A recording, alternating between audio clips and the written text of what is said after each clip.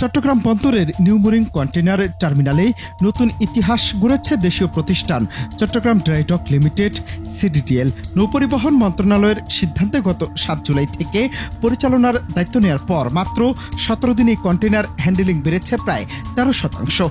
আগে যেখানে দৈনিক গড়ে ২৮৪৫ TEUS কন্টেইনার হ্যান্ডেলিং হতো, এখন সেই সংখ্যা বেড়ে দাঁড়িয়েছে ৩২৫০ TEUS, অর্থাৎ প্রতিদিন গড়ে অতিরিক্ত ৪৫০ ইউনিট কন্টেইনার লোড আনলোড হচ্ছে। সিডিডিএল এর এই নজরকাড়া পারফরমেন্স ইতিমধ্যে বন্দরে গতি এনেছে। নিউ মুরিং টার্মিনালের ২, ৩, ৪ ও ৫ নম্বর জেটিতে একযোগে ৪টি জাহাজে পণ্য ওঠানামা চলছে, যা আগে কখনো সম্ভব হয়নি। সর্বশেষ তথ্য মতে প্রতিষ্ঠানটি দায়িত্ব নেওয়ার পর ৩০টি জাহাজের লোডিং আনলোডিং সফলভাবে সম্পূর্ণ করেছে। বন্দর কর্তৃপক্ষ জানায়, বর্তমানে প্রতিদিন গড়ে ৩,২০০ একক কন্টেইনার হ্যান্ডেলিং হচ্ছে, যা দেশের আমদানি রপ্তানি কার্যক্রমে নতুন গতি এনেছে।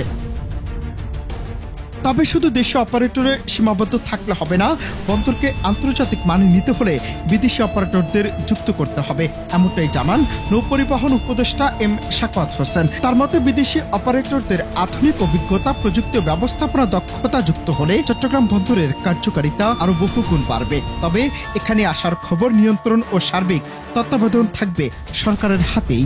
ইন্টারিম পিরিয়ডের জন্য আমরা সিটিডিএলকে দিয়েছি চিটাগং ডকের ড্রাই ডক লিমিটেড, যার পেছনে নেভি হাত রয়েছে, তাদেরকে দিয়েছি পরিচালনা করার জন্য। আমি অত্যন্ত আনন্দিত। আমি আগের থেকে জানতে পেরেছি যে আগের থেকে অ্যাভারেজ 30% ইনক্রিজ হয়েছে ভলিউম।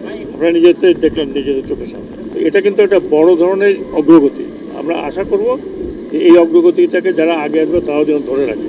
যদিও এমন সাফল্য জাতীয় অর্থনীতিতে ইতিবাচক প্রভাব ফেলবে বলে মনে করছেন সংশ্লিষ্টরা, এই অগ্রগতি বাংলাদেশের জন্য একটি গুরুত্বপূর্ণ বার্তা। সঠিক ব্যবস্থাপনায় দেশের নিজস্ব প্রতিষ্ঠান দিয়েই আন্তর্জাতিক মানে পৌঁছানো সম্ভব। এই দায়িত্বটা পাওয়ার কিছু আমরা তার ৫-৬ দিন আগে আমরা জানতে পেরেছি যে দায়িত্বটা আমাদেরকে দেওয়া হবে। এই জন্য আমরা এর মধ্যে একটা কোর টিম গঠন করেছিলাম। সেই কোর টিম আমাদের পূর্ববর্তী যে অপারেটর ছিল সেই অপারেটরের সাথে তাদের সমন্বয় করে আমাদের দায়িত্বটা অতি অল্প সময়ের মধ্যে আমরা এটা বুঝে নেওয়ার জন্য আমরা চেষ্টা করেছি।